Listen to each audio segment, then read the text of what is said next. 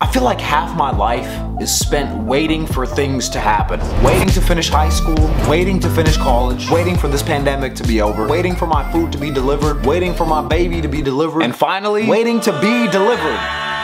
But none of these are worse than waiting for my favorite artists to drop something. Anything. Kendrick, this isn't funny, man. If you're watching this, he's a big fan of the channel. He's got the subscribe, he's got the notification bell on. If you're watching this, bro, it's not funny, man. I need the new album. The last Kendrick Lamar album came out when I was 19 years old, and now I'm about to be 25. I was literally a boy, and now I'm a grown man. The last Frank Ocean album was during the Obama administration. I bet that one of the hardest things for an artist is trying to figure out how to keep your fans fed without oversaturating, or letting them miss you a little bit without having them completely forget about you. Taylor Swift is able to drop mad music. Her fans are constantly eating, man. It makes me want to be a Swiftie or Swiffer or whatever they are. I am tired of being abused out here. The last Tupac album was like 30 years ago. Where's the next project, Mr. Shakur? The clock is ticking. Quality over quantity is good. That's what we need. But what if the quality takes so long to release that people start calling you irrelevant? Or what if it takes a while to release what you think is good, but now everybody else is in the comments spamming mid plus ratio plus why be better? It was normal to have 2 years between albums before the ADHD, TikTok, internet age. Now people act like it's career suicide. People act like if you don't drop an album every 6 months, you might as well quit music. If Thriller came out now, people would be calling it mid and overhyped because he waited too long since the last album. There's only a few artists alive where the product is so good that I'm willing to wait like half a decade and not even mind. And then there's some artists that their marketing teams have to be run by monkeys. Because what are some of y'all doing? That's gotta be racist. There's no way. I got curious and wanted to find out what's the longest wait in between albums. Apparently this man Jack Scott released an album in 1960 and then his next album was in 2015. 55 years later? Frank Ocean, alright, if that's what you're plan is, man, just let me know right now. I'll tap out right here. To fully illustrate my point, I'm gonna make you guys wait for 1 second because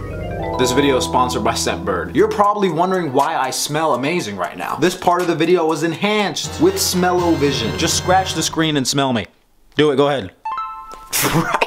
I don't know anything about cologne. How am I supposed to buy a $100 bottle of something and just get sick of it in a couple of weeks? With Scentbird, I've been able to choose a new designer fragrance every month for just $16. You can take a quiz to figure out what you're into and they'll give you options based on what you like. They have perfumes and colognes with like 600 designer brands to choose from. We're talking Versace, okay, Gucci, alright, Prada. They come in these little vials with this cool case. I got the Gucci Guilty Pour Homes made in France. And the Versace Eros. The Versace, it's got a vanilla mint tonka bean. The Gucci is lavender with a hint of orange flower. I'm just kidding. They have a card that with describing the scents. They also have some niche scents like Acqua di Parma, Colonia Futura, and Brioni, which I'm excited to try out. With each fragrance, you get a 30-day supply. You can rotate around your smells or upgrade and get 2 or 3 different products a month. Someone saying you smell good is a top 2 compliment of all time. So if you want to try this out, you can use my code NathanZ for 55% off your first month at Scentbird. Also for my Canadian viewers, this is now available there. Okay, now back to the video. Like I said, it's rare for an artist to be so good that they can take half a decade off and not have to worry about losing anybody. Rihanna has a baby now with someone that isn't me and a $1 billion company. I don't know what I'm more mad about. The music is done for. That album is not happening. But honestly, I'm still processing Anti. That's one of the few amazing projects of the 2010s where it's like every single time I listen to it, there's a new song that's hitting me different. Listening like, are you sure this wasn't added to the album recently? Honestly, it's the same thing with Blonde. If we're talking about the GOAT of never dropping music, it's gotta be Frank Ocean. They used to be calling me the Frank Ocean of YouTube before I got a little more consistent on this thing, you know? But Blonde was such a good body of work that I'm not even fiending for another project from him, even though it would be nice. There just aren't that many artists like that. I remember when Roddy Ricch was saying that he was doing this guy was like, oh, I'm not like these other artists, alright? I don't drop every week like them, okay? I'm gonna take my time and come back with something to say. I gotta go away and live before coming back and putting it into the music. I was like, okay, Roddy, I respect that. And then the music comes out and it's all about getting money and women. Like, did you need the 2 years to, that's the life you needed to live before you could make these profound statements? The album isn't even necessarily bad, but he just hyped it up for way too long so people were not happy with it. It mostly just pisses me off when we have to get teased, when artists hype stuff up that never ever drops. This is random, but this 2088 album has literally been in the works for 5 years. 2016, Big Sean and Jhené Aiko dropping 2088 sequel next year. September 2020, Big Sean and Jhené Aiko new album next 2022, year. New album coming soon.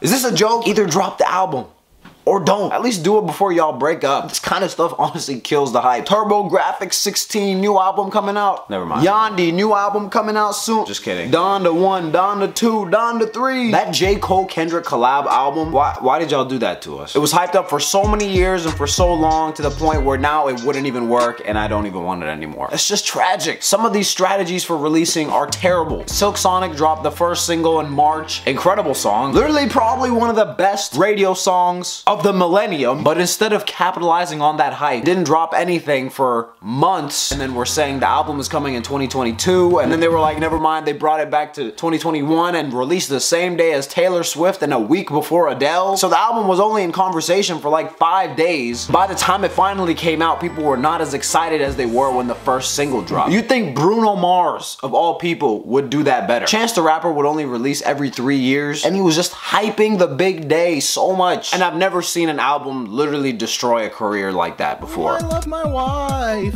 I love my wife. Right after the response to that album, he should have immediately put out a couple months later something else. Make people forget that last project and put out something new and great. Prove everyone wrong. Eminem dropped Revival, worst album cover ever. It took me like 2 years to even notice. There's like a face, he's doing this on the cover with the flag. That album was panned, everybody was hating on it. But then a couple months later, Surprise dropped a new album, Kamikaze, boom. Made everybody forget about the last album and kind of brought his career into a modern day. Instead, it took him 3 years to drop The Big Day. Now it's been almost 3 years since that, which means it's about to be 6 years since the last good Chance the Rapper project. People who were 10 years old in 2016 are 16 years old now. They probably don't even remember when Chance the Rapper was ever good. This is the artist I want to have a comeback more than anybody. But this man's music and release strategy is killing his career. Back in the day, it took me a while to make YouTube videos. Like, you think it's bad now. It was terrible back then. At one point I was in college, I basically quit the internet. I didn't put out a video for 11 months. It's a blessing that any of you are still even here. Even now it takes time, but that's just because I overthink things. And I think a lot of artists do the same, like SZA.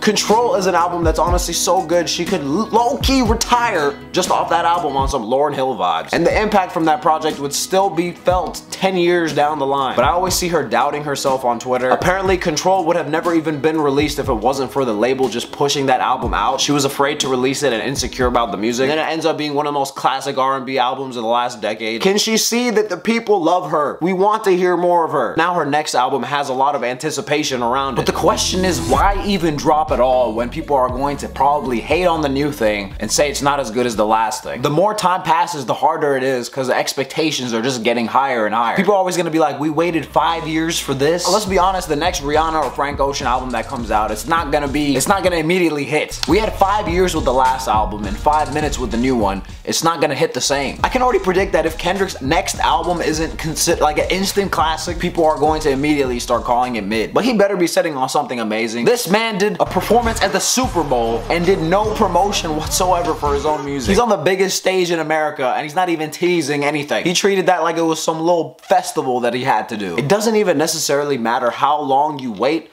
It just matters what you come back with. D'Angelo waited 14 years since his last album and came back with an absolute classic. He came back in 2014 during all the protests and had something to say. Adele didn't have any music out since 2015 and she just dropped a huge album. But low-key, that joint kinda came and went. I'm just saying it's pretty good. I liked it a lot, but nobody's talking about the Adele album, which is weird. This is why some people choose to just oversaturate the market instead of dealing with this pressure of coming back with something great after a long hiatus. Drake, I love your music, bro, but sometimes I wish you would just take 2 years off. Make people starve for the music a little bit more. This man was on like 50 features in 2020 and 2021 before dropping his own album. He hasn't gone a single year without putting out something. Whether it's a studio album, a mixtape, a collab album, demo tapes, just leaks from back in the days. He always wants us to remember him. And I appreciate it because I actually like all the music, but I also would kind of like it more if I didn't get so much of it, if that makes any sense. Another example of this, Donda 2. Why does this exist? Kanye just 6 months ago dropped a 32-song album. We just went through so much with Donda 1. The stress, that I endured. A listening party and thinking the album's gonna drop, it doesn't drop, another listening party. We're tuning in, the album doesn't drop, another listening party. All this stuff, all this ups and downs, like, bro, it was a lot. And then after all this, he drops another 20-song album with just mumbles. And this is coming from one of the idiots who bought the $200 stem player months before he even said that the album was only gonna be on this. This thing is still pretty cool though, I can't even lie. Even having another listening party again and having the house there and having all the features and new features, it feels like we just did this. If he waited a year maybe, I have no more hype left in my body. And with all the antics and the media and all this stuff going on, I'm all Kanye'd out at this point. I can't get excited for a Donda 2. I think there's other ways to saturate pretty well though, depends on your audience. An artist like Lil Baby is literally on every single song, but he's doing such a good job that you can't